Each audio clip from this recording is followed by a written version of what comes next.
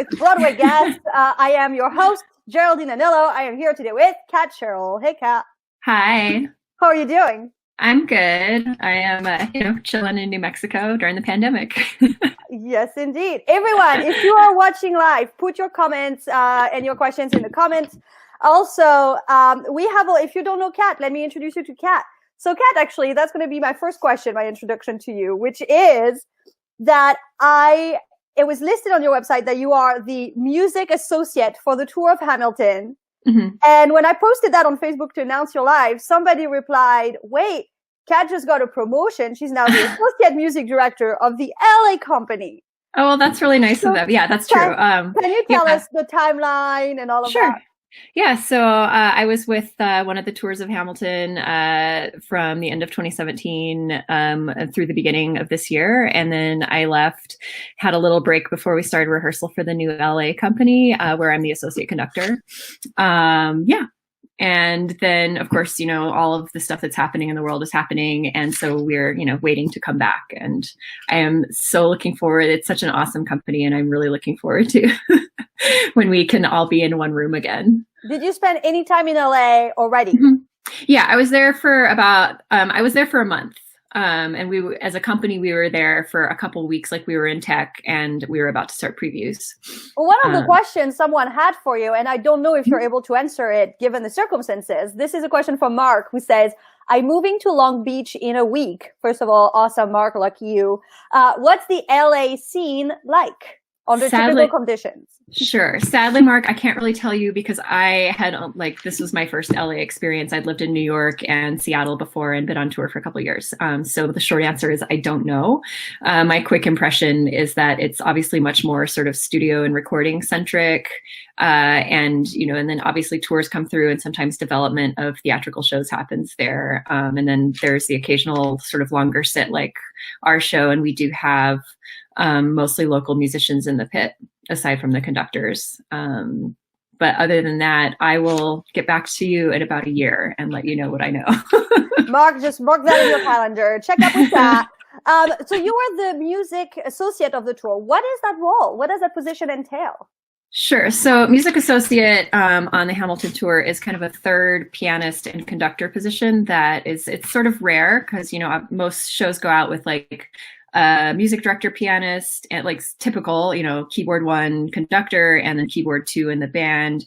And then those two people often handle everything that needs to be handled in the music department. Maybe there will be a local sub in each tour city.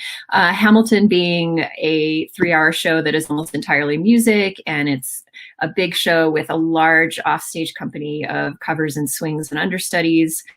There's just a lot of ongoing rehearsal. And because it's a very strenuous show to play 8 times a week, they created this third position to handle a lot of the rehearsal and also sub both the key two and the conductor book. I'm pointing as if I'm in a pit.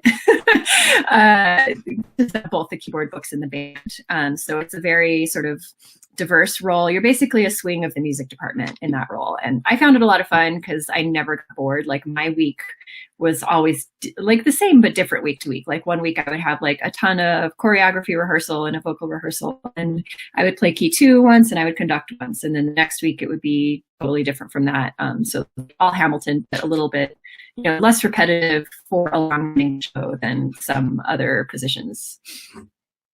Now, everyone, Kat and I have known each other a long time. I remember actually, Kat, little story, when you and I first met, you said something about being the main rehearsal pianist at Book of Mormon. And I was like, what? There's a main rehearsal pianist at Book of Mormon? And I was just in awe. I was like, this is amazing. What a career. And I think it's so great. And how long did you do that for? I played for Book of Mormon for a couple years.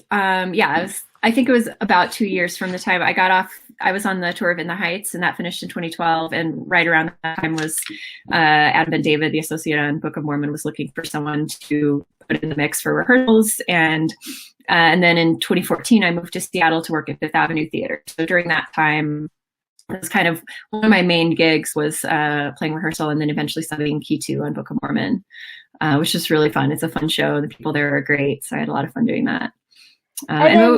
We actually met. It was a theater music directors meetup, wasn't it? It sure was. I remember that. It was. I mean, it's crazy to think we've had this group for 10 years. It's crazy to me to think I've been administering it for 10 years. It's been so different over time. But a fun memory I have with you too is I was on the West Coast doing a gig, and at the time you had moved to Seattle. And so when we were in Seattle, I came to visit, and you said, Geraldine, there's one thing about Seattle. There's really good chocolate. And you took me to a chocolate shop. What shop was that? I think it was probably Fran's. It's like a Seattle chocolate shop, and there's a location near where I was working and where we met up. Yeah, they have really good salted caramels. So everyone, we decided today will be under the scope of chocolate because of that story. So we each brought our little chocolate stack. I've got coconut. I've got roasted hazelnut. I've got more coconut. I don't know. Caramel and this Swiss chocolate. What do you got?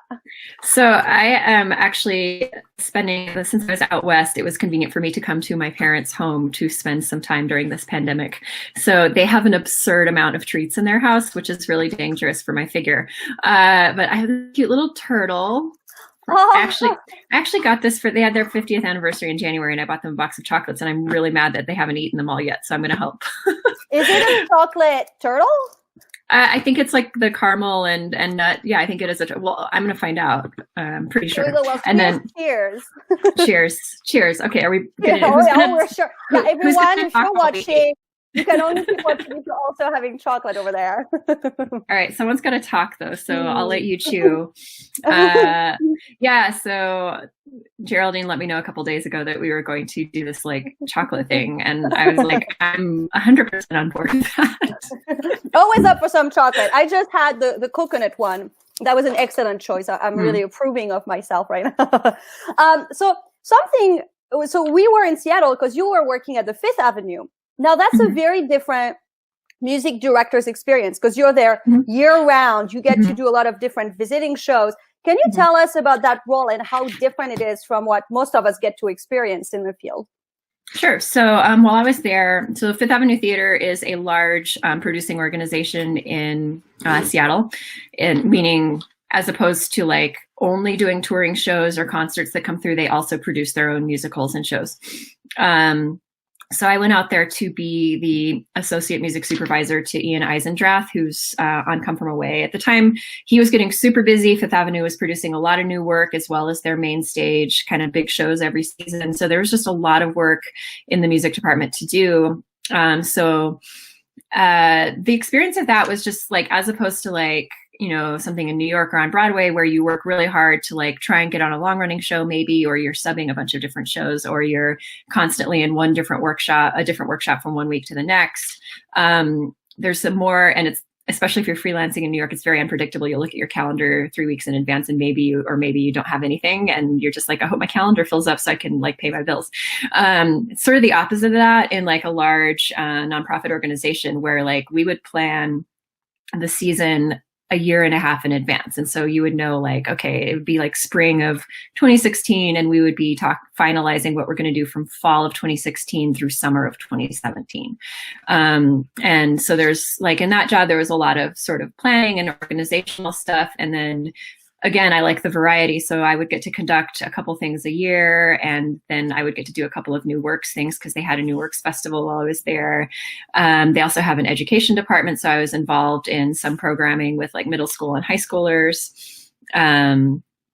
They have a really great program called Rising Star Project, which now every other year they do a main stage. They basically take the production that the main stage just did and they inherit it. And it's students from top to bottom, producing, cast, crew, orchestra, everything is done by students who are mentored by professionals. That is, I think, maybe one of my favorite things that they do at Fifth Avenue. And then on the alternating years, it's more of a new works vibe where the kids come in and like learn how you write a musical, and then get to do like little workshops of it. So it's just like, it's more of it's a different type of machine, than say like working on one show for a long time or purely freelancing in like New York. Mm-hmm.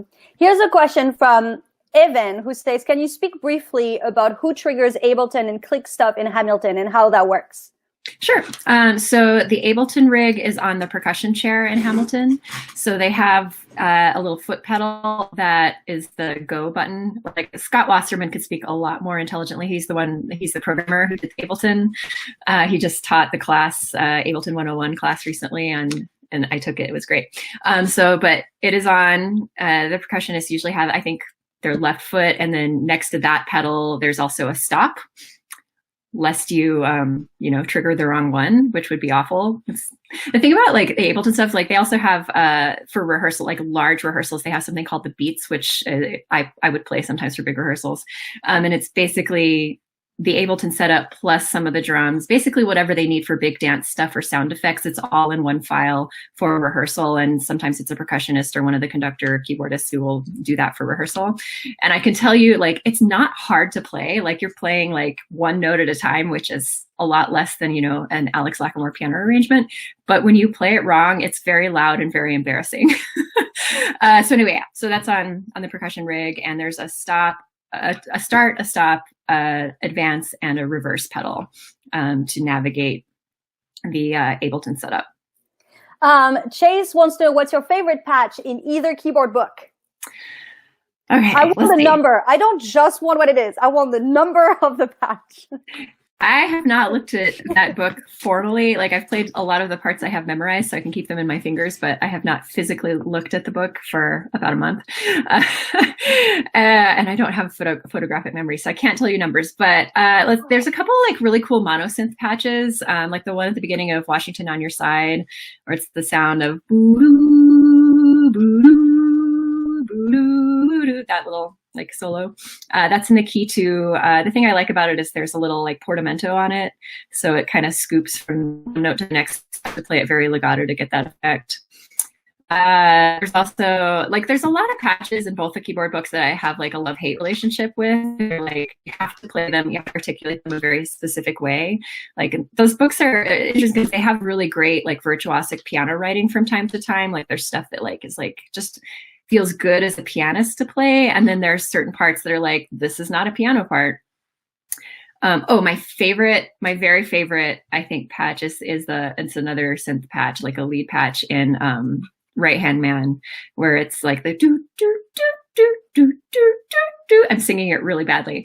But that figure is played in 3 different octaves in 2 different songs in the key 2. So like when you go away from the book for a few weeks and then come back and play it again, it's not like the musical things that are hard. It's just like remembering like, oh wait, which octave do I play this figure in this time? In the key 1, I would say there's a really cool harp with delay patch in Hurricane that has those arpeggios are all played live. None of them are just triggered.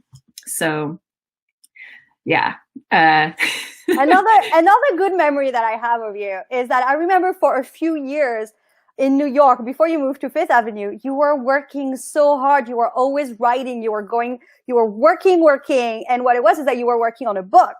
And what's amazing is I remember the work it took. I remember you talking about it, reading all these other books to gather research and information, spending time really thinking and working on it. And I admired that so much, that kind of drive you had to put yourself to do something so hard. And the beautiful thing is it's out. We have access to it. It's called Experience Broadway Music, a Listener's Companion.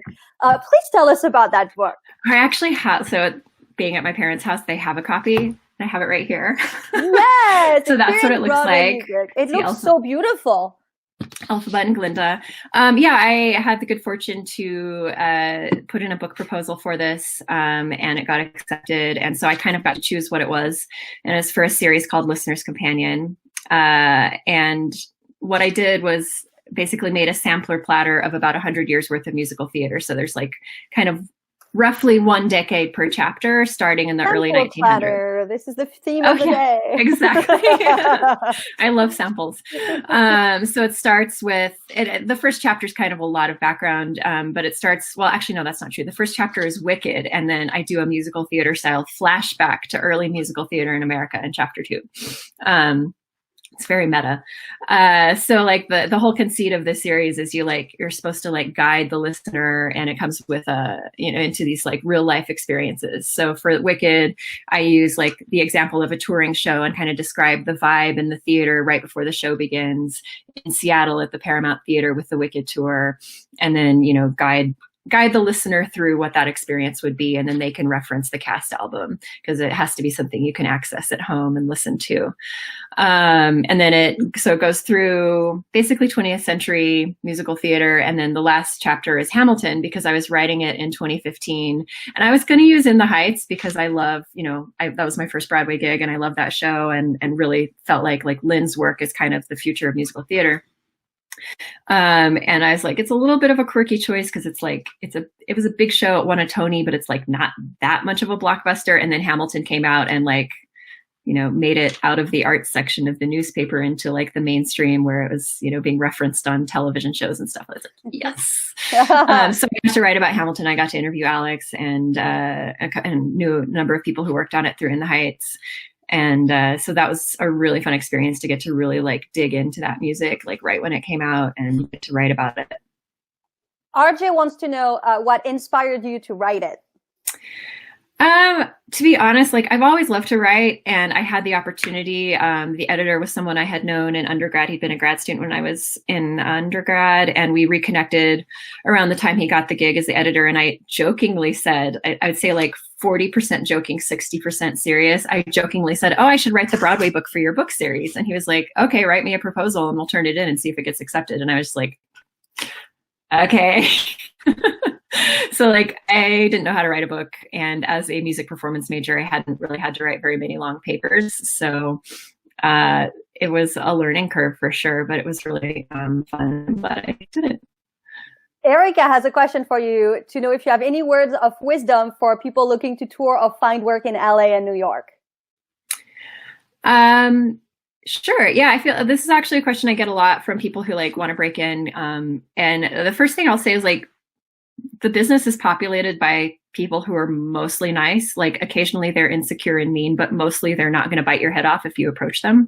So I would say like one thing, if you live like in a city where tours come through, try to find out like how you can get connected, like somebody in the theater that runs it. Try to find out who you need to talk to so you can sit in the pit and observe if you're a musician who wants to get into this kind of work. That would be like my number one thing if you live in like a tour city.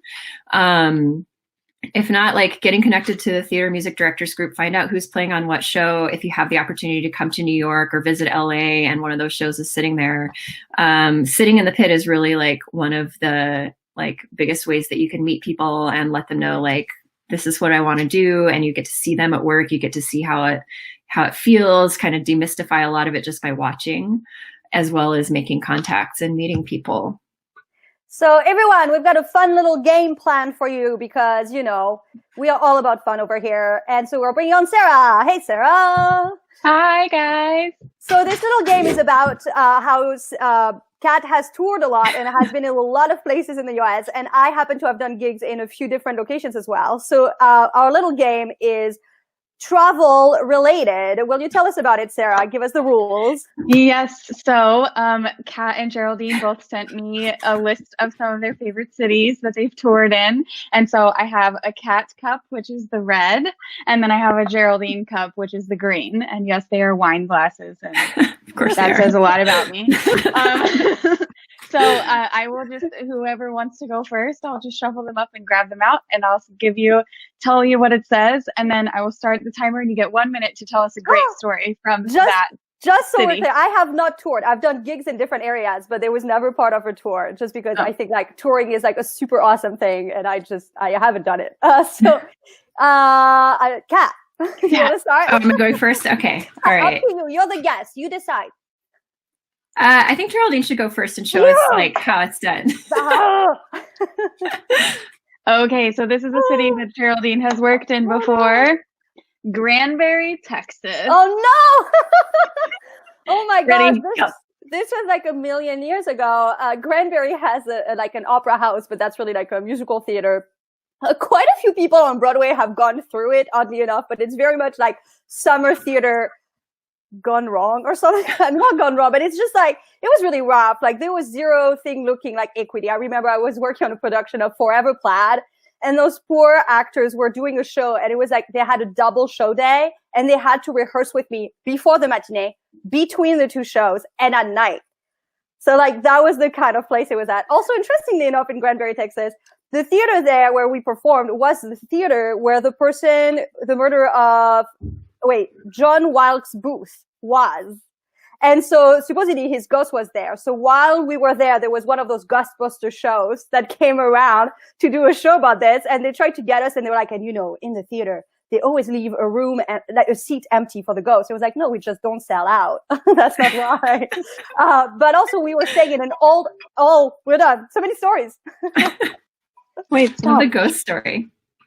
It's funny because Granbury is actually like 30 minutes away from my parents' house, so I've been there. I haven't worked there, but so like if a house is half empty, you can just say there's a lot of ghosts. There you go. Okay, Kat. Minneapolis. Okay, cool. So we were there in the fall of what year is it? The fall of 2018. We got there like, it was such a nice time of year because it was like just the end of the hot, humid summer before it got really, really cold.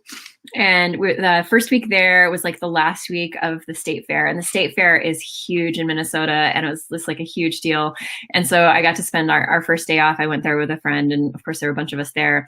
And the big thing there, speaking of treats, is like there's this famous place, I can't remember what it's called, but it's like warm chocolate chip cookies, and you buy them by the bucket, and you buy them warm, and then you just like sit there and eat them. And so there's like people all over the fairgrounds carrying around these little buckets, like filled like to overflowing with these cookies. So yeah, Minneapolis. What else? I got to tour the Guthrie Theater. It's an amazing, beautiful building. They like took us on a tour on a different Monday and like told us about the building. It was really cool. Yeah, and we were at the Orpheum Theater kind of in the downtown part of Minneapolis, and would walk to Whole Foods. I'm trying to remember, like, I don't have any like great stories aside from the fair. That was the most memorable. Great. Cookies are always the most memorable. We don't hear it, Sarah. We don't hear the I know, name. that time it went quieter. I'm going to do something different. I'll do it better. I'm sorry. Okay, Geraldine, Green Cup. New York City. New York City, I mean, what is there not to share about New York City? Oh, I know. I'll share my first Broadway show I ever saw. Because I did not grow up in this country, I did not, I was not brought to Broadway shows by my parents or anything. So one year I came here, it must have been like maybe like my second time in the city. And I was like, I want to see a Broadway show. But I didn't know anything about what Broadway shows, what were famous or anything. So I was just like, I'm just going to walk and then see what theater I can afford. And so I kind of walked there.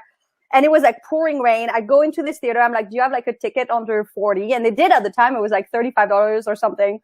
And it was Spring Awakening, which I knew nothing about. I had no idea what it was. So I like sat there soaking wet from the rain. And then she arrives and then she stands on the chair. And I'm like, what is this Broadway? I think I expected, big lights and big everything. And then it became that. And I was like, it was amazing. But I remember being really cold. And I remember being very surprised. And it was like such a new, different introduction to Broadway. And you're like, perfect timing. You're like, I'm cold and I'm confused. This is what I have to do for a living. Can I tell a New York City the city story too? Yeah. Okay. So I first moved to New York like a year or so after college. And my manager from the last Mexican place I'd worked in Colorado at college had a friend who had an ex-boyfriend who had a current boyfriend who had a friend who played Key 2 in the Wicked Pit. That's Paul Lazel. And they arranged this like 6 degrees of separation arranged for me to watch in the pit, get to watch Paul play the book. I had no idea, first of all, that I wanted to play in theater. Second of all, that this was how you met people. But I went and I was like, this is cool. Paul's really nice. This is like a neat experience. Wow, I'm in a Broadway show. I've like never even seen a Broadway show yet. And I'm like watching Wicked in the pit. I'd like seen like one West End show, but like I just didn't know what Broadway was. And like there was this like guy with curly hair and like amazing monster chops playing the Key 1 book. His name was Alex. And like at intermission, he was like super nice. He's like, oh, do you have a resume? And I was just like, And of course, I like had a resume that was like mostly a blank sheet of paper. And, you know, I don't remember if I sent it to him at that point. Flash forward like flash forward 4 years. And that's Alex from In the Heights. And I met him in an entirely different like Latin theater context when I was doing other work. So like, yeah, people you can meet right away had I known what I was doing. Amazing. Wait, so do I have to pick another cat one? No. Go back to Okay. Geraldine. I just wanted to tell a New York City story. Okay. All right, Geraldine. Boston, Massachusetts. Boston, Massachusetts. I went to school there. So let's see. What I remember for shows was that I worked for a children's theater and we were going to do Seussical. And this was like your typical music theater, children's theater story that we have in the group, where probably a week prior, the producer is like, okay, so who did you get for guitar and bass and that? And I'm like, there's a band? Like, what do you mean? Like, he's like, well, yeah. And I'm like, where are the scores? He's like, well, you can figure it out. And at the time, you know, like, you get started, you just want to help. Like, I didn't know about copyright. I didn't know about any of these things. So I'm like, scrambling, trying to make charts for everybody. And I got my then boyfriend to like help with all of that because he was a musician. I was like, please help write the guitar book for this. And we did it, which is insane. And I remember being like, I am not like, this is a lot of work. I don't think he realizes it. I don't think he realized it. I think in hindsight, I should probably have said something about it. But I remember being quite traumatized by like, oh my God, this is really hard. And it was all happened like so fast. And then I had like the musicians and they were like, is this it? Is that what we do? Yay. Okay, Kat. Is there one that you want to come out? Are you like secretly hoping for a one?